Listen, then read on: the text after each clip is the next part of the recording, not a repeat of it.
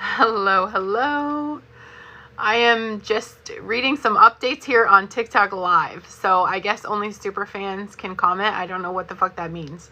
I have never seen that before. So I guess if you're not a super fan and you want to comment, I'm also live on Facebook. Okay, I've got 3 cameras in my face and I'm here for it. It's fine. It is fine. Hello, everybody. What's going on? Brain in the Net here. If you are not following me on Facebook, you guys, listen. My kids have been asking me for weeks if we could do TikToks, okay? And if you know me personally, I've talked about like how I mean, watching these little clips and stuff is so bad for your brain. It's bad for your brain. I hate that my older kids have it. I hate that we have streaks. There's so much. I'm not a fan of it, okay? So, anyway, I've kind of pulled away. I haven't been really posting on TikTok at all. Like, I see what my kids send me in our streak and then I bounce. I found some videos today that I actually shared on my page about some stuff that was interesting. But I just, I've been kind of over it. So I haven't been participating. And the girls are like, Mom, can we do TikToks again? Hi, everybody. Hi, guys. Can we do TikToks again? And I was like, I don't know what to do. And then, so they see me recording a podcast. I have a new podcast. A lot of you guys know I have the Listen Bitch podcast. Obviously that is my baby. Okay. My baby. But I also have the Boiling Point Faith and Fire podcast that I now do with a co-host. So they're listening to me as I'm posting that on YouTube and they're watching the video and they're like, you're doing another show with someone else. And they're like, can we do a podcast with you, Mommy? So I'm thinking of all these things for them to get to do with me.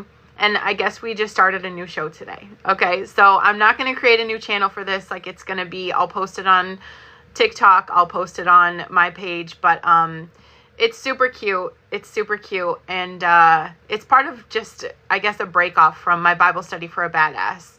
I know I do all these things, you guys. I did just spend a lot of time with my coach today trying to figure this out. Okay. Trying to figure out,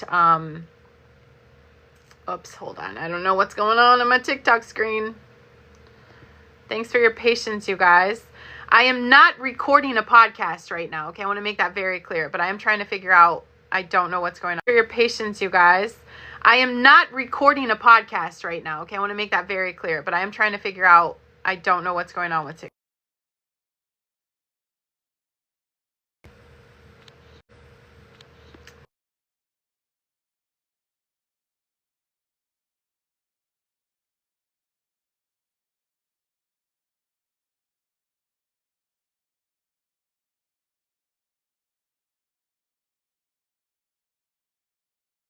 Did I lose you guys? Okay.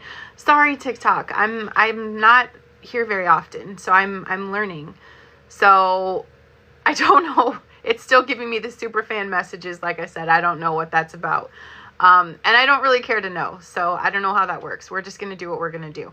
But today, I just want to talk to you guys a little teaser about the Listen Bitch podcast episode, about what I wish someone told me when I was chasing my purpose. I'm going to go just one thing I wish someone would have told me. Okay. And I'm going to talk about this from a place where I could share, my journey, from my journey to yours, honestly. And kind of in this episode or in this Facebook Live, and what I want to talk about in my episode is just to teach you really the core foundation to stop searching. Like I wish someone would have said, purpose is not something you find. It's something that you steward, No one ever told me that. So I want to teach you how to stop searching and start stewarding. Okay. Just kind of to help you guys shift from that exhausting hunt for purpose. It is liberating because all you're going to do is faithfully manage what God already gave you, what he has entrusted to you. So by the end of this, you're going to get the link to my new podcast episode where you're going to have a completely different lens for recognizing purpose in every day. Like in the mundane bullshit that you're experiencing, I want you to find that purpose. There's assignments that are right in front of your face that you have been overlooking because you keep looking for something bigger. And what I learned, and this is something that changed everything. Here's what I learned. I was asking the wrong questions. It is that point of being obsessed of like, what is my purpose? And so I treat it like a treasure hunt. Like there's this one golden secret hidden somewhere in the universe, and it has my name on it. If I could just find it, everything is going to click into place. My life would make sense. I would be fulfilled. I would know exactly why I was here for this human experience. So I've been searching forever. You can ask my husband. I have read every fucking book there is. Every self-help book. Every YouTube self-help video. Took every assessment. Went to every conference. And literally, desperately, even before I locked in a relationship with Christ, I would pray desperately, asking God to reveal it to me like there was some cosmic secret. And you want to know what happened through all of this? Nothing. I mean, that's a lie. It's not nothing. What happened is I got more confused, more frustrated, more exhausted. Because this whole time I'm looking out there for purpose, and I'm ignoring what is already right here in my hands, right here in my home, right here in my everyday life. So I'll be honest, my breakthrough came when I stopped asking, what is my purpose? Start asking a different question. Start asking, what has God already put into my hands? And it's not just about your mess being your message. There is so much beyond that. And that one shift changed everything. And there's a parable I'm going to tell you guys about, okay? If you're new here, this is why I do Bible study for a badass. I started a schedule to read the Bible every day for a year. This is my second year through it. And there's a lot of things that just stand out to me. So there's a parable of the talents, and it's in Matthew, in the book of Matthew. So the master gives 3 servants different amounts of money to manage while he's away. And so 2 of them invest in it, they multiply it, and 1 buries it in the ground because he's afraid. So when the master comes back, he doesn't reward the one who did nothing. Even though he kept the money safe, he rewards the ones who stewarded what they were given. And what's crazy to me is that the servants didn't get to pick how much they received. They didn't get to pick. They just had to be faithful with what was put in their hands. So I realized that I've been acting like the servant who buried his talent. I'm telling you, if you guys want a guidebook to life, read the Bible. Because you will find yourself in there every single time. And this isn't because I was lazy. I mean, I'm insane, a master of all things. I do so many things, but that's the problem. I was doing so many things. And I was waiting. Not lazy, just waiting for clarity, waiting for the big assignment, waiting for God to hand me something that felt like purpose before I started living like I had one. But stewardship does not work that way. Stewardship is like, Brandon, listen, bitch, you have to be faithful with what you have now, and then God will trust you with more. And purpose has been present my entire life. I just didn't recognize it. I really thought that it had to be loud, big, public, world-changing.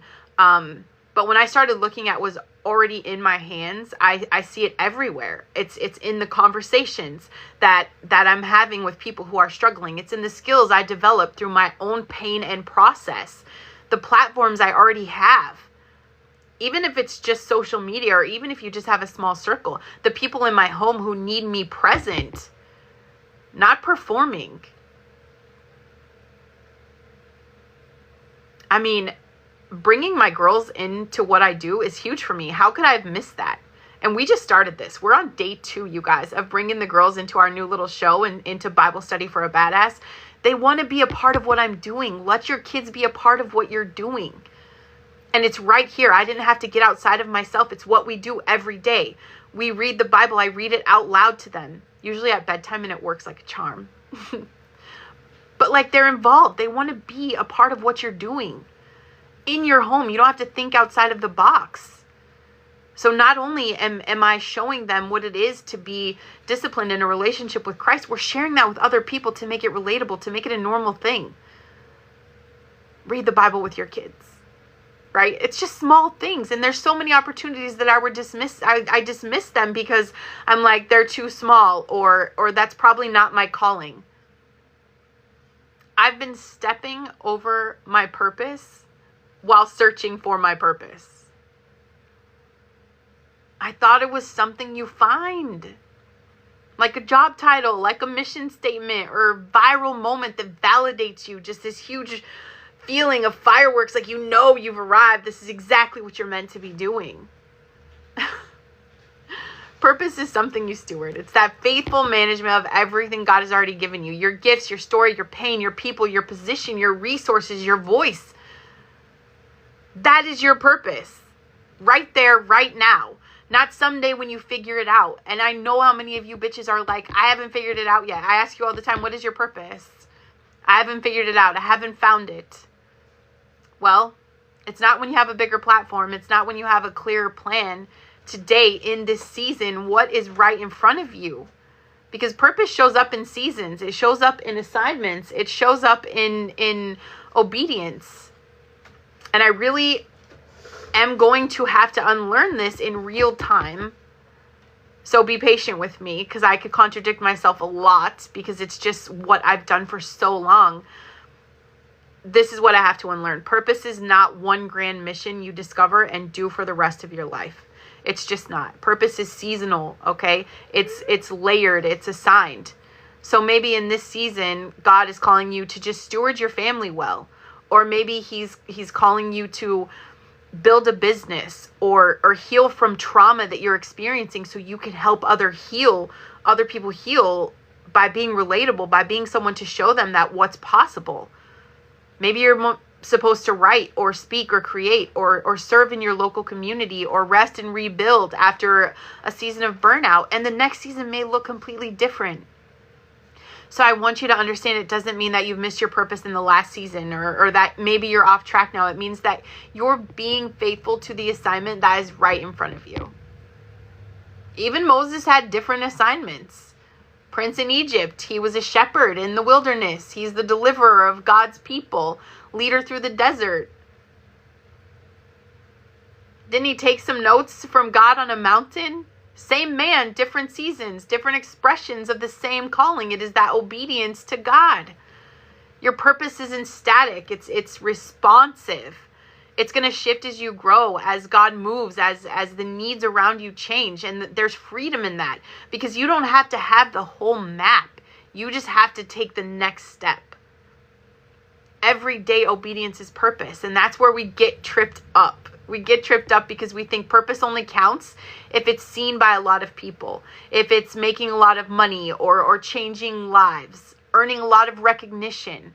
But everyday obedience is purpose in motion. Babe, showing up for your kids when you're exhausted is purpose. Having the hard conversation that you've been avoiding, purpose. Stewarding your health so you can sustain the work, purpose. Investing in the person God keeps putting in your path, purpose. Saying no to opportunities that aren't yours, purpose. And resting when your body is begging you to stop, purpose. The list goes on forever. If God assigned you to it in this moment, it's purposeful. Even if no one sees it, even if no one celebrates it, even if no one understands it. The world tells you that a purpose has to be impressive. Middle fingers up to the world. We're not about that life. God is telling you purpose is about faithfulness in the small things. Whoever can be trusted with very little can also be trusted with much. That is in Luke, kids. God is not waiting for you to do something massive before he gives your purpose. He's watching you steward what you already have. And there is a shift. There is a shift from searching to stewarding. And it's practical. I'm inviting you here. Stop searching for purpose like it's lost and steward it like it's already here. So every morning I just stopped asking God, what's my purpose? And I start asking, like, what have you already put in my hands? What assignment is in front of me today? Who have you placed in my path? What doors have you opened? What pain have I walked through that I can now serve someone else? And when I started stewarding those things, like when I start doing that faithfully without needing applause or a title or a big audience, Like, purpose stops feeling like mystery. It starts to feel like just a rhythm. I'm not chasing anymore. I am cultivating. So if you're exhausted from searching, I need you to hear this. Like, you are not missing your purpose. You're standing in it. You are standing in it right now. The thing you're dismissing as just your job or just your kids or just your community or just your gift, that's it. That is the assignment. That is what God has entrusted to you in this season. So steward it well. Don't despise the small shit. That stuff matters. And do not compare your assignment to someone else's. Don't bury what's in your hands because it doesn't look like what you thought it would. It doesn't compare to what the Instagram lords would have you believe.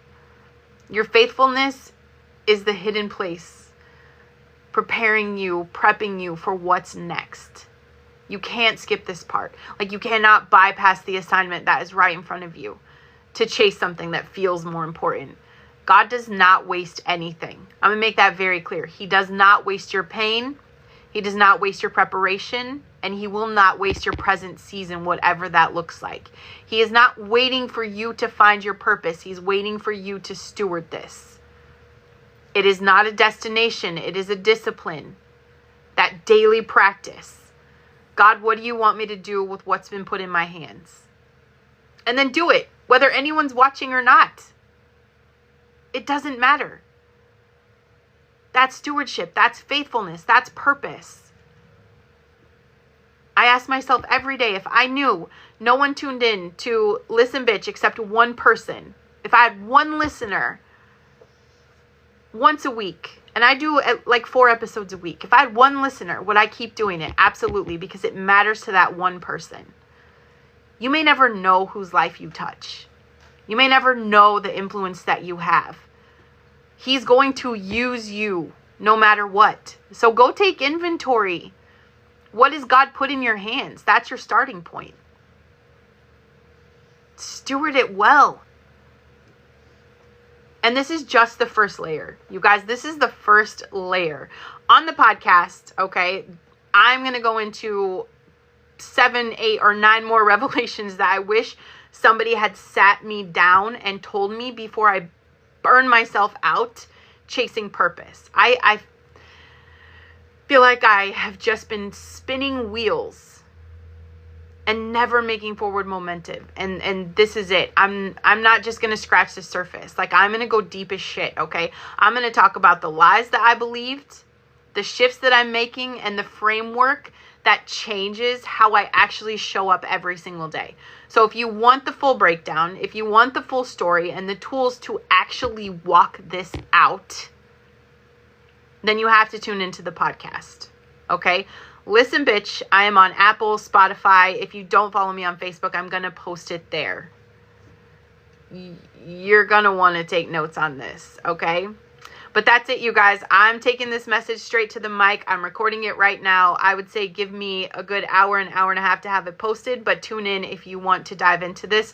Otherwise, make sure you share this out. I guess you guys can't really do that, can you? Sorry. But Facebook, you guys can share. You can share this. You can tag your people in it. Say hello. Don't be a stranger.